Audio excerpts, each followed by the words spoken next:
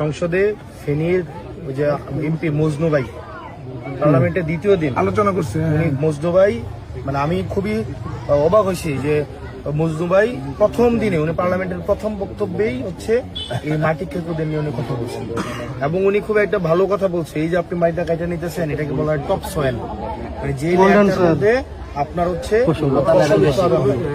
এই সয়েলটা হইতে 70-80 বছর সময় লাগে। এখন এইটা যখন আপনি বছরের পর এখান থেকে নিয়ে যাচ্ছেন, আপনি দেখেন তো এই আকাশে এখন আর আগের মতো কাক দেখা যায় আগের মতো পাখি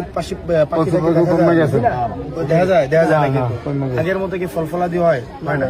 এটা আপনার কাছে দেখেন, আপনার যদি আজকে 30 বছর আগে যান, আপনি নিজে প্রশ্ন করেন আপনার বয়স তো কত 60-65 আপনি 30 বছর আগে দেখেন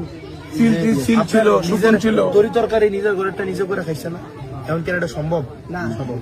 এইটার ভুক্তভোগী কারা হবে? এটার ভুক্তভোগী পরবর্তী প্রজন্ম হবে। মজনু ভাই সুন্দর করে এই জিনিসগুলো বলছে, সরকার এই জিনিস